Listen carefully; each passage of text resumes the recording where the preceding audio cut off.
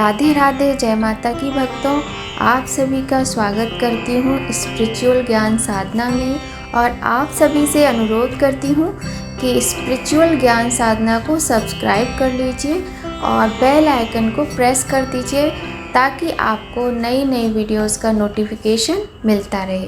जय माता की, राधे राधे। कैसे आप सभी लोग? आशा करते सभी लोग बहुत अच्छे होंगे और बताने के लिए कमेंट में जय माता की राधे राधे अवश्य ही लिखिएगा। तो भक्तों, आज की वीडियो में हम आपको श्रावण मास के शुक्ल पक्ष की पुत्रदा एकादशी के व्रत की कथा सुनाएंगे, जो कि बहुत ही सुंदर कथा है और सभी लोग भगवान का ध्यान करते हुए इस पावन कथा का श्रवण करेंगे। तो कथा प्रारंभ करने से पहले आप सभी से नम्र निवेदन है कि यदि चैनल पर पहली बार आए हैं तो चैनल को सब्सक्राइब कर लीजिए, बेल आइकन को प्रेस कर दीजिए ताकि आपको महत्वपूर्ण वीडियोस का नोटिफिकेशन समय पर मिलता रहे। तो भक्तों, चलिए प्रारंभ करते हैं आज की कथा। बोलिए गणेश भगवान की जय, गौरी शंकर भगवान की जय, लक्ष्मी नारायण भगवान की जय। श्री युधिष्ठिर कहने लगे कि हे भगवान, श्रावण मास के कृष्ण पक्ष की कामिका एकादशी का सविस्तार वर्णन सुना। अब आप मुझे श्रावण मास के शुक्ल पक्ष की एकादशी का क्या नाम है, व्रत करने की विधि तथा इसका महात्म्य कृपा करके कहिए। मधुसूदन कहने लगे कि हे युधिष्ठिर, इस एकादशी का नाम पुत्रदा एकादशी है। इस एकादशी को पवित्रा एकादशी भी कहा जाता है। पुत्रदा एकादशी व्रत करने वाले व्यक्ति को पूजा के बाद श्रावण पुत्रदा एकादशी व्रत की कथा अवश्य ही सुननी चाहिए। ऐसा करने से व्रत पूर्ण होता है और मनोकामनाएं भी पूरी होती हैं। अब आप शांति पूर्वक इसकी कथा सुनिए। इसके सुनने मात्र से ही वायपेय यज्ञ का फल प्राप्त होता है। पुत्रदा एकादशी व्रत कथा। द्वापर युग के आरंभ में महिष्मती नाम की एक नगरी थी, जिसमें महीजित नाम का राजा राज्य करता था। लेकिन पुत्रहीन होने के कारण राजा को राज्य का सुख नहीं मिल रहा था। उसका मानना था कि जिसके संतान ना हो उसके लिए यह लोक और परलोक दोनों ही दुखदायक होते हैं। पुत्र सुख की प्राप्ति के लिए राजा ने अनेक उपाय किए, परंतु राजा को पुत्र की प्राप्ति नहीं हुई। वृद्धावस्था आती देखकर राजा ने प्रजा के प्रतिनिधियों को बुलाया और कहा, हे प्रजाजनों, मेरे खजाने में अन्याय से उपार्जन किया हुआ धन नहीं है। ना मैंने कभी देवताओं तथा ब्राह्मणों का धन छीना है। किसी दूसरे की धरोहर भी मैंने नहीं ली। प्रजा को पुत्र के समान पालता रहा। मैं अपराधियों को पुत्र तथा बांधवों की तरह दंड देता रहा। कभी किसी से घृणा नहीं की, सबको समान माना है, सज्जनों की सदा पूजा की है। इस प्रकार धर्मयुक्त राज्य करते हुए भी मेरे पुत्र नहीं है, सो मैं अत्यंत दुख पा रहा हूँ। इसका कारण क्या है? राजा महीजित की इस बात को विचारने के लिए मंत्री तथा प्रजा के प्रतिनिधि वन को गए। वहाँ बड़े बड़े ऋषि मुनियों के दर्शन किए। राजा की उत्तम कामना की पूर्ति के लिए किसी श्रेष्ठ तपस्वी मुनि को देखते फिरते रहे। एक आश्रम में उन्होंने अत्यंत वयोवृद्ध धर्म के ज्ञाता, बड़े तपस्वी, परमात्मा में मन लगाए हुए, निराहार, जितेंद्रिय, जितात्मा, चित्त क्रोध, सनातन धर्म के गूढ़ तत्वों को जानने वाले, समस्त शास्त्रों के ज्ञाता महात्मा लोमश मुनि को देखा, जिनका कल्प के व्यतीत होने पर एक रोम गिरता था। सबने जाकर ऋषि को प्रणाम किया। उन लोगों को देखकर मुनि ने पूछा कि आप लोग किस प्रयोजन से आए हैं? निसंदेह मैं आप लोगों का हित करूंगा। मेरा जन्म केवल दूसरों के उपकार के लिए हुआ है, इसमें संदेह मत करो। लोमश ऋषि के ऐसे वचन सुनकर सब लोग बोले, हे महर्षि, आप हमारी बात जानने में ब्रह्मा से भी अधिक समर्थ हैं, अतः आप हमारे इस संदेह को दूर कीजिए। महिष्मतीपुरी का धर्मात्मा राजा महीजित प्रजा का पुत्र के समान पालन करता है, फिर भी वह पुत्रहीन होने के कारण दुखी है। उन लोगों ने आगे कहा कि हम लोग उसकी प्रजा हैं, अतः उसके दुख से हम सभी दुखी हैं। आपके दर्शन से हमें पूर्ण विश्वास है कि हमारा यह संकट अवश्य दूर हो जाएगा, क्योंकि महान पुरुषों के दर्शन मात्र से अनेक कष्ट दूर हो जाते हैं। अब आप कृपा करके राजा के पुत्र होने का उपाय बतलाइए। यह वार्ता सुनकर ऋषि ने थोड़ी देर के लिए नेत्र बंद किए और राजा के पूर्व जन्म का वृतांत जानकर कहने लगे कि यह राजा पूर्व जन्म में एक निर्धन वैश्य था। निर्धन होने के कारण इसने कई बुरे कर्म किए। यह एक गांव से दूसरे गांव व्यापार करने जाता था। एक समय ज्येष्ठ मास के शुक्ल पक्ष की द्वादशी के दिन मध्याह्न के समय वह, जबकि 2 दिन से भूखा प्यासा था, एक जलाशय पर पानी पीने गया। उसी स्थान पर तत्काल की ब्याही हुई प्यासी गौ जल पी रही थी। राजा ने उस प्यासी गाय को जल पीने से हटा दिया और स्वयं जल पीने लगा। इसीलिए राजा को यह दुख सहना पड़ा।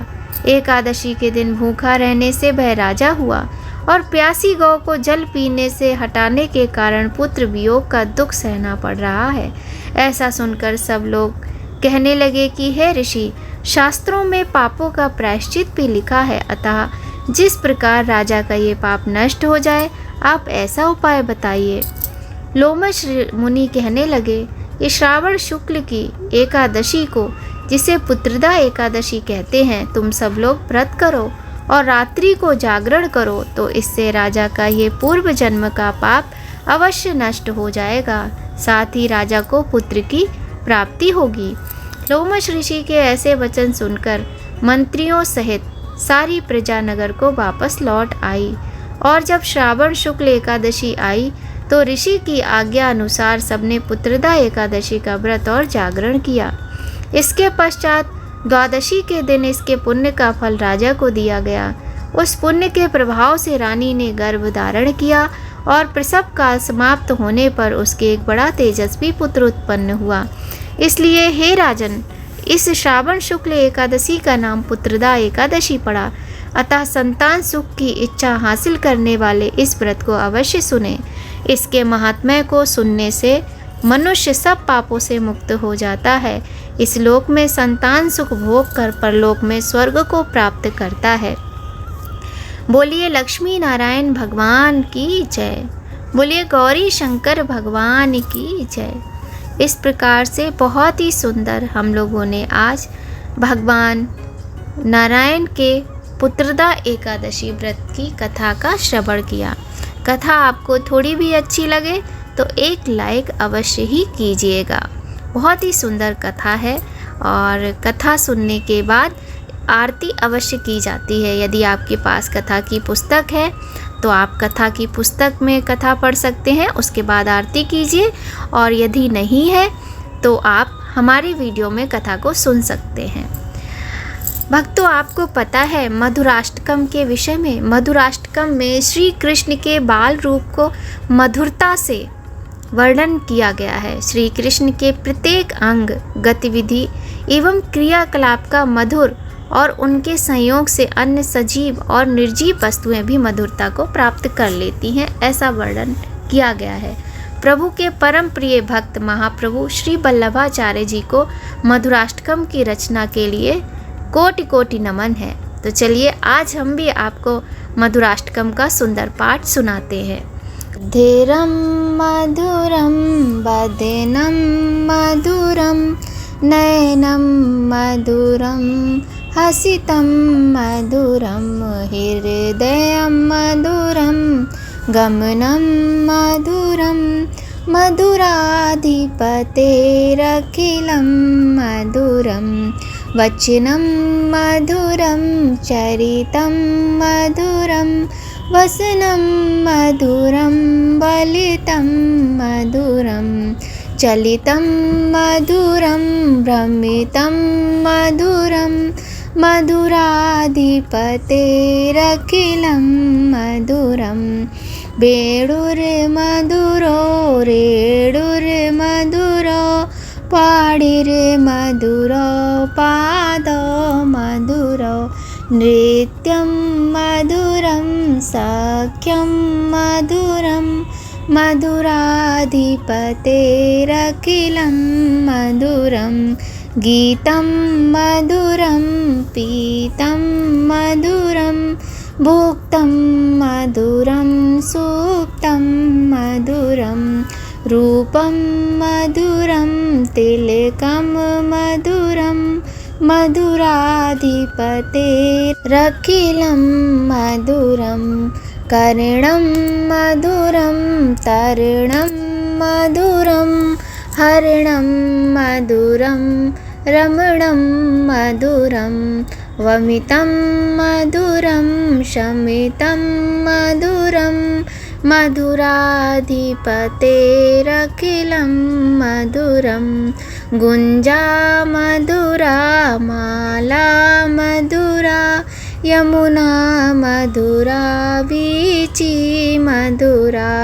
सलिलं मधुरं कमलं मधुरं मधुराधिपतेरखिलं मधुरं गोपी मधुरा लीला मधुरा युक्तं मधुरं मुक्तं मधुरं दृष्टं मधुरं सृष्टं मधुरं मधुराधिपतेरखिलं मधुरं गोपा मधुरा गावो मधुरा यष्टिर्मधुरा सृष्टिर्मधुरा दलितं मधुरं फलितं मधुरं मधुराधिपतेरखिलं मधुरं मधुराधिपतेरखिलं मधुरं मधुराधिपतेरखिलं मधुरं।